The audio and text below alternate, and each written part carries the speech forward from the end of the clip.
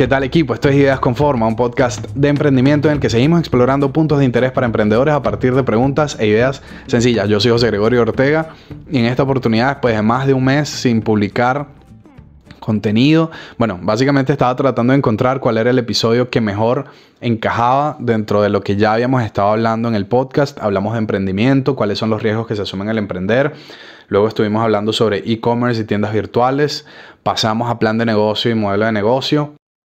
Y con base en este último tema, la idea era desarrollar un ejercicio práctico de modelo de negocio. Después pensé en explicarlo desde el punto de vista de UPA Software, que es un modelo de negocio que conozco bastante bien.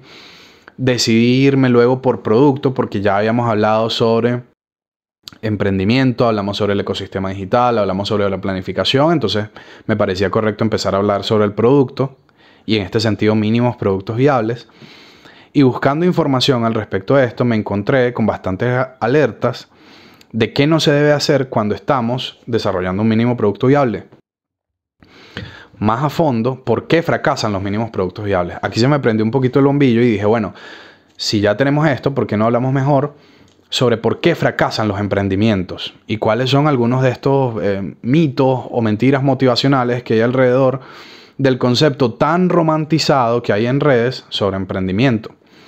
Entonces, ahí me encontré con información nada alentadora, me encontré con unas frases también bastante nefastas que hice. Hay una que me llamó poderosamente la atención, la puse en redes sociales. Dice, emprender es casi igual que fracasar. Cuando nos vamos a los números, nos damos cuenta de que esto es casi cierto. En el caso particular de Venezuela, 99% de los emprendimientos fracasan antes de llegar a los 3 años.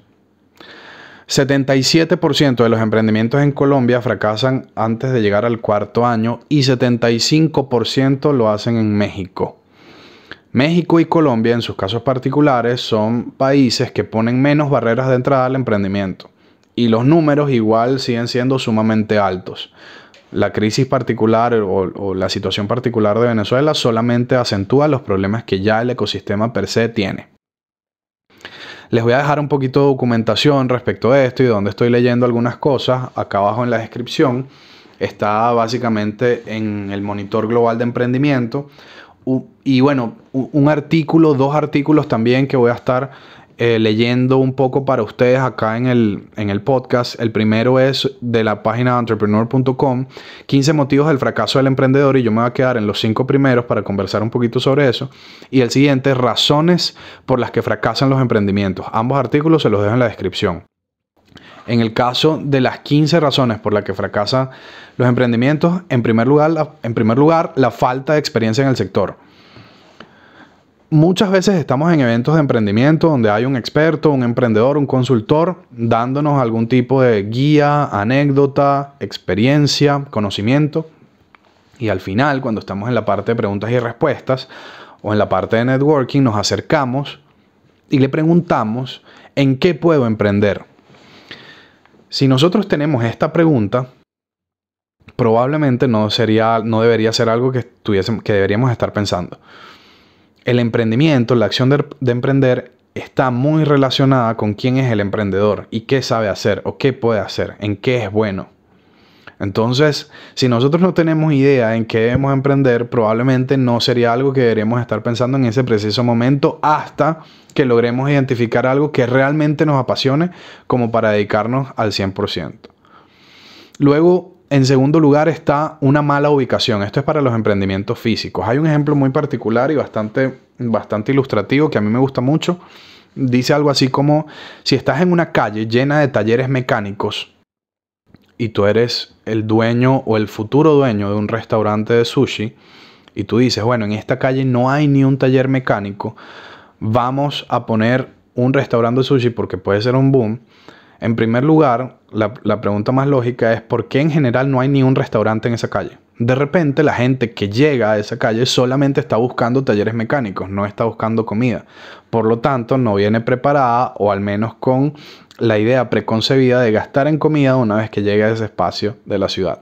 Entonces, No quiero decir con esto que es una máxima o que es una sentencia el hecho de que no se puedan poner restaurantes de sushi en calles donde solo hay talleres mecánicos. Sin embargo, es una muy buena señal para analizar si de verdad debes hacerlo o no. Luego, en tercer lugar, está la falta de un plan de negocio.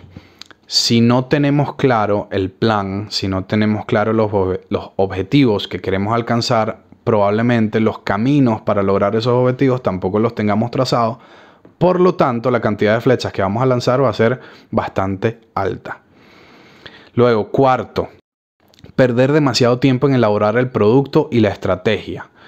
Vamos a asumir que nuestra idea de negocio ya la tenemos bastante clara, entendemos el problema, sabemos cuál es la necesidad específica dentro de ese problema y tenemos una idea de cómo podemos solucionarlo.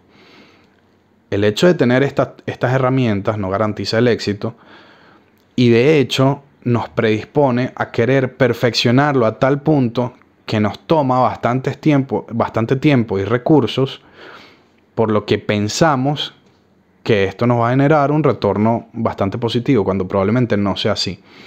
Resulta que nos tomamos mucho tiempo, mucho dinero en desarrollar el producto y cuando salimos al mercado la gente dice esto no me gusta y no estoy dispuesto a pagar por esto.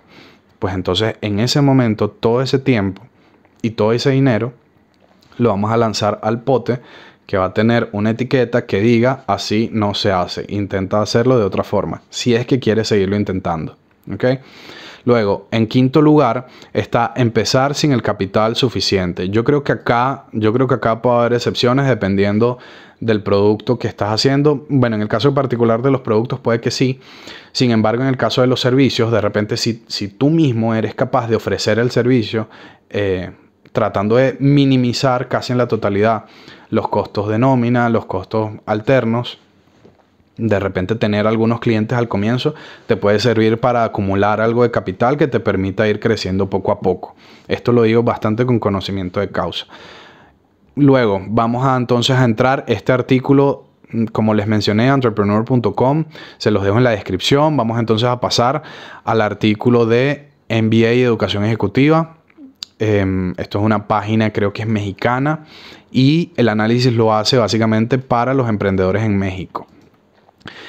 Los datos los extrae del reporte anual del Global Failure Index y básicamente dice 65% de ingresos insuficientes para subsistir. Esto es lo que mencionan los emprendedores en este índice de por qué fracasaron. Luego, 48% falta de indicadores o medición de desempeño, ¿no? 44% falta de procesos de análisis, 44% planificación deficiente, 43% problemas de ejecución, 39% estructura organizacional inadecuada, 34% conflicto con accionistas, 33% mal manejo del tiempo. ¿Qué tienen en común todas estas cosas que los emprendedores mexicanos mencionan de por qué fracasaron sus emprendimientos? Que ninguna tiene que ver con los mitos motivacionales que nos encontramos en internet. La falta de pasión, la falta de persistencia, la falta de perseverancia, de repente no son los detonantes máximos o los detonantes más importantes para que un emprendimiento fracase o tenga éxito.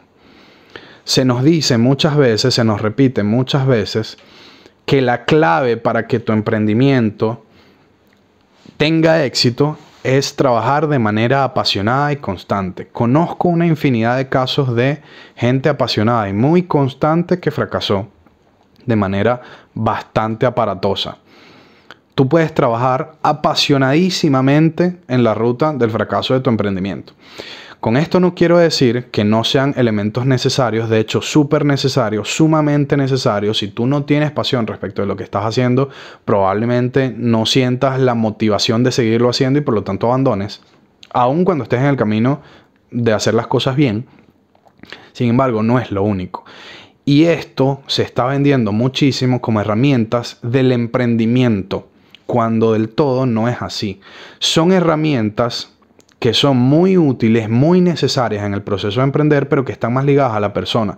Entonces podemos llamarle herramientas de desarrollo personal, herramientas para el logro personal, pero las herramientas de emprendimiento están mucho más relacionadas con tratar de conseguir financiamiento para poder seguir adelante, con desarrollar indicadores y medidores de gestión que nos permitan crecer, que nos permitan desarrollar procesos de análisis internos, que nos permitan planificar, que nos permitan tener una estructura organizacional eficiente, porque al final, como mencioné antes, podemos trabajar de manera muy apasionada, pero si no tenemos nada de esto, la ruta al fracaso está casi vía libre. Entonces, esto es básicamente algunas de las mentiras motivacionales que nos encontramos en internet muchísimo y de las que debemos huir, porque no nos están haciendo nada positivo y lo que están haciendo es incrementando los números de fracaso de los emprendimientos, haciendo el foco en las cuestiones incorrectas. Debemos prepararnos personalmente para asumir los retos que el emprendimiento implica, pero debemos prepararnos en temas que estén sí totalmente relacionados con construir o tratar de construir las posibilidades de éxito del emprendimiento. Les dejo estos artículos en la descripción del video. Les dejo también un resumen de este episodio en la página web josegregorioortega.com. Recuerden que pueden seguirme a través de las redes sociales @soyjoseortega. Espero que les haya gustado muchísimo. Suscríbanse al canal, déjenme en los comentarios, nos vemos en las redes sociales y chao.